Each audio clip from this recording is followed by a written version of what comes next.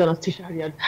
আপনি যেটা বলছিলেন আসলে এখন পুরো বিশ্বের পরিবেশবিদ, পরিবেশ বিজ্ঞানী এবং রাষ্ট্রপ্রধানদের চোখ এখন রয়েছে ব্রাজিলের আমাজন খ্যাত যে জায়গা বেলেম শহরে। কারণ এই বেলেম শহরটি পুরো ঘিরে রয়েছে আমাজন রেইন ফরেস্ট দিয়ে। এবং এবারের যে জলবায়ু সম্মেলন হচ্ছে COP30 বলা হয়, অর্থাৎ 30 বারের মতো আন্তর্জাতিক এই জলবায়ু সম্মেলন ব্রাজিলের বেলেম শহরে হচ্ছে। গত বছর যেটা হয়েছিল আজারবাইজানে। তো এবারের সম্মেলনের মূল প্রতিপাদ্যই রাখা হয়েছে আসলে আমাজন বাঁচাও সহ পুরো বিশ্বের বন এবং জঙ্গল বাঁচাও। এবং এই আমাজন নদী এবং আমাজন জঙ্গলের চারপাশ ঘিরে অনেক আদিবাসী বসবাস, যারা আসলে ব্রাজিলিয়ান, পর্তুগাল এইসব আশেপাশে আর্জেন্টিনা থেকে এসে তারা থাকছে। এবং আজকে তৃতীয় দিনের মতো এই বেলেম শহরে চলছে জলবায়ু সম্মেলন।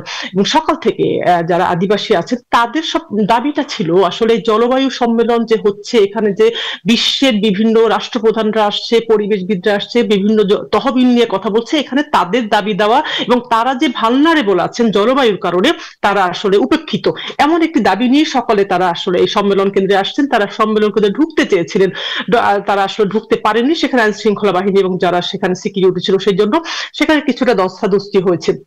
আসলে এবারে সম্মেলনের শুরু হলো 10 তারিখে, শেষ হবে 21 তারিখে। 10 তারিখ থেকে আজকে তৃতীয় দিন চলছে। আজকে আলোচনা হচ্ছে মূলত স্বাস্থ্য, শিক্ষা, কর্মসংস্থান এবং সবচেয়ে বড় আজকে আলোচনার যে বিষয়টি মানবাধিকার নিয়ে, অর্থাৎ যেটিকে তারা বলছেন যে এনভায়রনমেন্ট ইথিক্যাল, অর্থাৎ নৈতিকতা এবং মানবাধিকার বিষয়গুলো সারা বিশ্বে উপেক্ষিত থাকে, যেটার সাথে জলবায়ু রিলেটেড।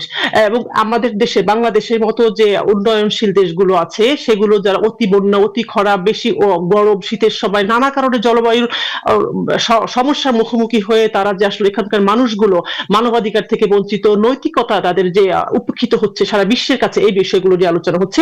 এবং গতবার আজারবাইজানে উন্নত যে দেশগুলো তারা জলবায়ু তহবিলের একটি তহবিল গঠন করার দাবি দেওয়া ছিল উন্নয়নশীল দেশগুলোর পক্ষ থেকে $1,30,00,000, কিন্তু সেটা এখনো পর্যন্ত বাস্তবায়ন হয়নি। বাংলাদেশও আসলে তাদের কণ্ঠ তারা দেখাতে চাচ্ছে, আজকে রেজ করছে যে বাংলাদেশ সহ যারা উন্নয়নশীল দেশগুলো আছে যে এই জলবায়ু তহবিল উন্নত দেশগুলো যদি না দেয় তাহলে উন্নয়নশীল দেশগুলোর যে জলবায়ু মোকাবেলার সমস্যা হচ্ছে সেগুলো তারা আসলে মোকাবেলা করতে পারবে না, এবং এই মানুষগুলো সেখানকার মানবাধিকার এবং নৈতিকতা থেকে উপেক্ষিতই থেকে যাবে।